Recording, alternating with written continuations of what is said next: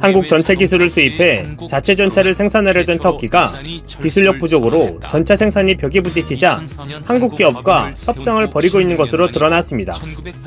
21 디펜스 뉴스에 따르면 핵심 전략무기인 탱크를 국산하기 위한 터키 알타이 프로그램이 중요한 부품 조달에 실패하면서 난관에 빠지자 한국 기업 현대로템과 협상을 통해 해결책을 모색하고 있다고 보도했습니다.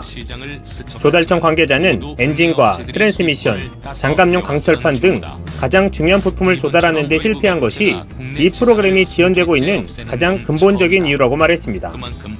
터키는 자동 장전 장치 120mm 활강포를 장착한 K2 흑표 전차 기술을 현대 로템에서 수입해 자체 전차를 개발하려고 했습니다. 초도분 250대를 비롯해 최종으로 1000대를 생산할 계획이었습니다.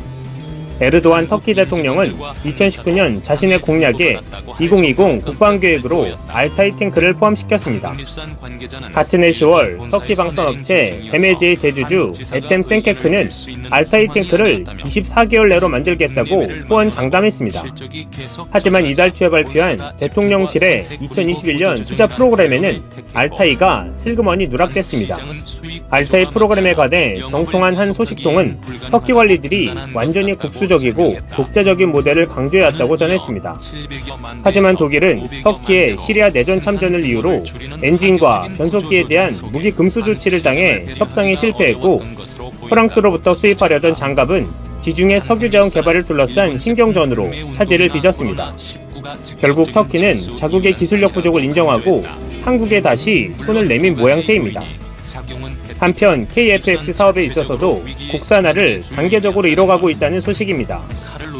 KF-X 개발에 있어 중요한 것은 무엇보다 감시 능력과 무장 능력일 것입니다. 감시 능력은 한국이 자체 기술로 개발에 성공한 A사 레이더를 통해 국산화에 성공했습니다. 레이더 강국인 이스라엘 관계자들조차 놀랄만한 성공이었습니다. 이제 우리의 관심은 무장 능력의 국산화에 쏠리고 있습니다. KF-X 무장에서 가장 중요한 것은 공중에서 공중으로 쏘는 공대공 미사일입니다. 전쟁에서는 공중을 장악하는 일이 무엇보다 중요하기 때문입니다. 현재 단거리 공대공 미사일로는 독일 IRIS-T, 중거리는 유럽 미티어가 채택됐습니다. 먼저 중거리 공대공 미사일 미티어는 초음속 비행에 효율적인 램제트 엔진의 일종인 덕티드 로켓을 채용했습니다. 파편 폭발형 탄두를 장착한 미티어는 충돌과 근접 신관을 탑재한 고성능 미사일입니다. KF-X에 미티어가 탑재되면 한국은 아시아 최초의 미티어 운용 국가가 됩니다. 반면 단거리 공대공 미사일로 채택된 IRIS-T는 경쟁 모델에 비해 사거리가 대폭 짧아 아쉽다는 지적이 있었습니다. IRIS-T는 사거리가 25km로 MBDA 아스란 미사일 50km, 미국 AIM-9X 사이드와인더 30km에 비해 사거리가 대폭 짧기 때문입니다. 이런 상황 속에 우리 군은 단거리 공대공 미사일인 독일 IRIS-T는 초도 물량만 직도입하고 이후 물량은 국산화하기로 방침을 정했습니다. 방위산업계 관계자는 방위사업추진위원회 등 절차를 거쳐 향후 국내 개발이 확정되면 국방과학연구소와 한 개발업체, 세계통합업체 등이 컨소시엄을 이루는 형태로 추진이 될 것으로 예상된다고 설명했습니다. 방위산업계는 이미 단거리 공대공 미사일 기술준비 작업에 들어간 상태입니다. 최근 해외의 한 유력 방산기업과 손잡은 한화는 단거리 공대공 미사일 개발을 위한 기술 협력에 들어간 것으로 확인됐습니다. 아직 초기 단계지만 타격의 정밀성 강화와 유효 사거리를 확대하는 데 기술 개발에 초점을 맞출 것으로 알려졌습니다. KF-X 개발 관계자는 2~3년마다 화약, 부품을 새로 넣어야 하기 때문에 무장을 해외에서 수입할 경우 운영 유지비가 기하급수적으로 증가한다며 무장 국산화는 비용 감축 면에서도 중요한 의미를 가진다고 설명했습니다. 단거리임에도 공대공 미사일은 공대지, 지대공 미사일에 비해 한층 고도의 기술을 필요로 합니다. 단거리 공대공 미사일 개발에 성공하면 향후 KF-X 수출 경쟁력이 크게 높아질 것이란 평가가 나옵니다.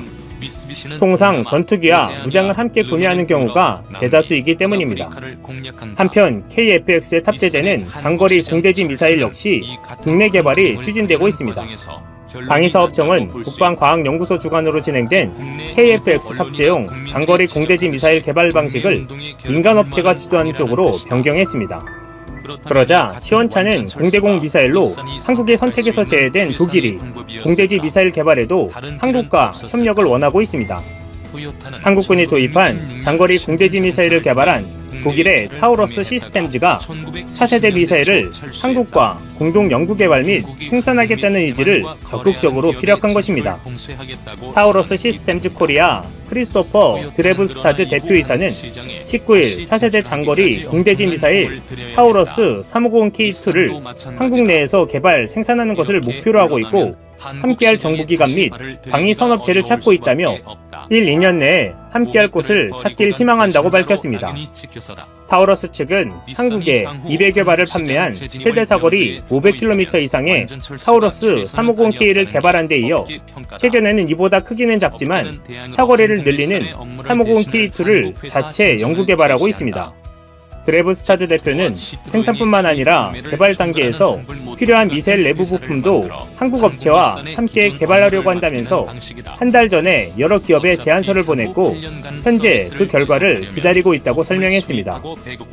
그는 한국 내 파트너가 정해지고 한국군에서 수요가 결정되면 공동 연구 개발 및 생산에 3년가량 걸릴 것으로 본다고 말했습니다.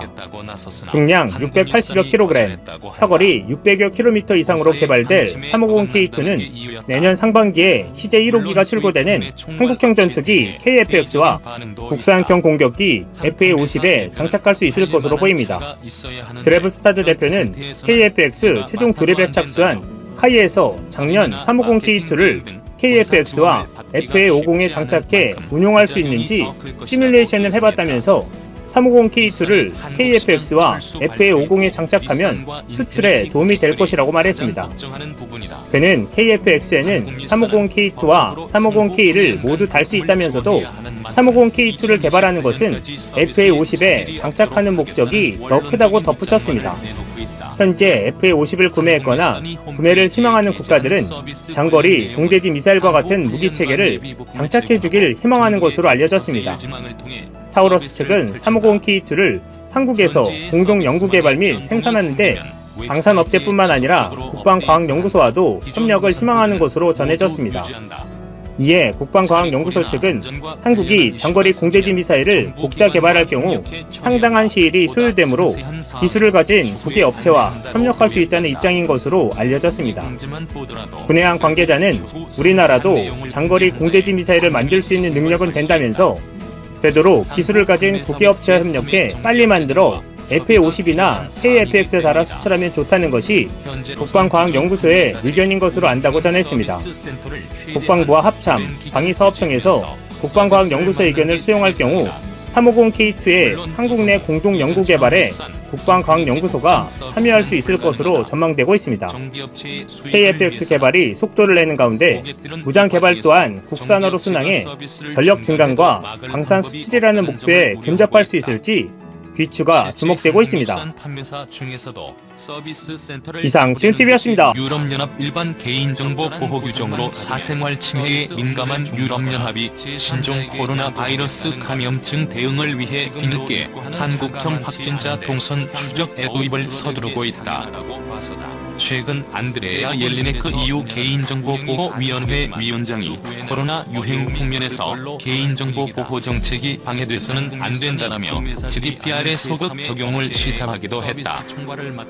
유럽 일부 언론이 한국의 동선 추적 앱이 개인 자유 침해라고 비판하는 것과는 반대되는 행보다. 15일 외신에 따르면 영국 가디언, BBC 등은 지난 12일 행콕 영국 보건장관은 영국 국민건강 서비스 애플리케이션에 코로나19 확진자 동선 추적 기능을 탑재할 것이라고 보도했다.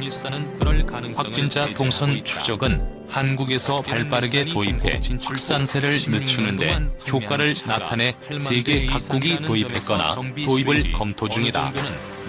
특히 사생활 침해 논란에 민감한 유럽 국가들이 GDPR 위반을 우려해 도입을 미루다 확산세가 걷잡을 수 없이 커지자 뒤늦게 나서고 있다.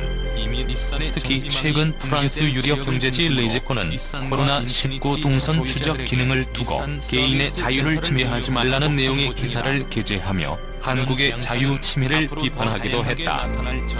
다만 레제코와는 다르게 프랑스 정부는 이미 블루투스 기술을 활용해 확진자가 근처에 있을 경우 알려주는 앱 개발에 나서기도 했다. 독일 정부 또한 한국의 동선 추적 앱을 참고해 확진자 동선 파악에 나서려다 정치권의 반발에 부딪히기도 했다. 스페인 정부는 이달 2일 전국 이동 제한령을 발동하면서 이동 제한 감시를 위해 데이터 코비드 프로그램을 가동하기도 했다. 이동통신사로부터 받은 데이터를 익명화한 뒤 확산 방지를 위한 기초 자료로 쓰기 위함이다. 이외 체코와 아이슬란드는 이미 의사 프로그램을 속속 도입을 완료했다. 스마트폰 시장의 대부분을 점유하고 있는 구글과 애플도 코로나19 확산 방지를 위해 손을 잡기도 했다. 양사는 스마트폰, 블루투스 저에너지 기술을 활용해 감염자 위치를 추적할 수 있는 API를 선보일 예정이라고 지난 10일 발표했다. 유럽 각국이 GDPR에도 불구하고 잇따라 확진자 추적 앱을 도입하거나 도입을 검토하는 이유로는 초기 방역에 실패해 발등에 불이 떨어졌기 때문이다.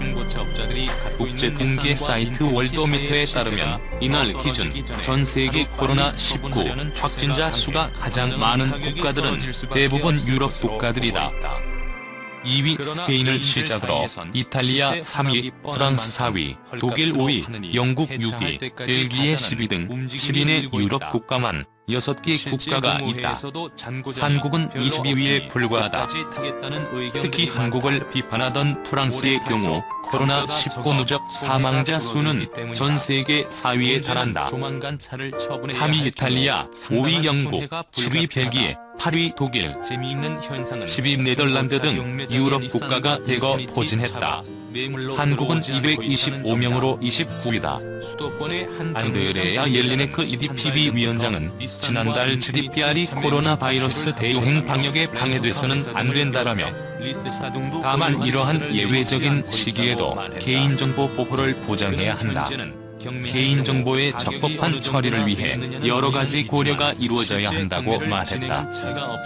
뉴욕타임스 증은 지난달 30일 미국 공화당 상원 의원들이 코로나19 접촉 추적 관련 프라이버시 보호를 위한 입법 의사를 밝혔다고 보도하기도 했다. 공적인 목적이라도 기업이 개인정보를 사용하면 소비자에게 책임을 져야 한다는 것이 골자다. 데이터 수집 실명시적 동의를 얻어야 하고 데이터 사용처를 공개해야 한다는 내용과 익명화 및 향후 정보 삭제를 의무화해야 한다는 내용도 담겼다. 이처럼 코로나19 사태 속에 공중보건이라는 공익과 데이터 프라이버시라는 개인의 자유를 두고 제기된 윤리적 쟁점은 비단 코로나 도입에 국한된 문제는 아니다. 지역 봉쇄와 방역을 위한 열감지 시스템이나 안면 인식 모니터링 시스템 등 AI 기술이 활용되면서 감시 사회 즉 21세기형 빅브라더 시대 도래에 대한 우려가 더욱 확산되고 있다. 일부 전문가는 이번 팬데믹 위기가 끝난 이후에도 사회 전반에 걸친 감시와 통제 상황이 과연 다시 제자리로 돌아올 수 있을지 의문을 제기한다. 코로나19 확산 저지라는 명분으로 빠르게 도입되고 있는 AI 기반 솔루션이 적절한 관리나 제어 없이는 중요한 개인적 가치를 위태롭게 할 수도 있다고 의견도 있다. 제임스 코베일러스 애널리스트는 코로나19에 효과적으로 대처하는 동시에 프라이버시 침해 우려도 최소화하기 위해 AI 데브옵스의 안전장치가 필요하다고 강조한다. 예를 들어 데이터 관리자는 명확하고 시간 제한적인 비상시나리오 저지선을 설정해야 하고 이에 따라 AI와 기타 데이터 기반 앱에서 개인 식별 정보의 접근, 사용, 모델링에 대한 통제 완화가 이루어지도록 해야 한다는 것이다. 한편 지난달 국제사면위원회와 100개 이상의 단체는 공동성명을 통해 코로나19 대응을 위한 디지털 감시 기술 사용 시인권을 존중하도록 각 정부에 촉구한 바 있다. 공동성명에 따르면 감시는 합법성, 필요성, 비례성을 갖추어야 하고 제한적 기간 동안에만 이루어져야 한다. 이 밖에도 수집 데이터는 코로나 대응 목적으로만 사용돼야 하고 데이터 보안과 익명성을 보장해야 하며 제3자와의 데이터 공유는 법률에 규정돼야 하는 등의 내용을 담고 있다. 코로나 방역과 개인의 자유 두 가치 가운데 어느 하나의 우위를 두기 어려운 상황에서 이 같은 논란은 계속 이어질 전망이다. 각 정부는 자국 내 여론과 셈법에 따라 끊임없이 입장을 제고하며 신중하게 양가치의 균형을 이루려는 노력을 이어갈 것으로 예상된다.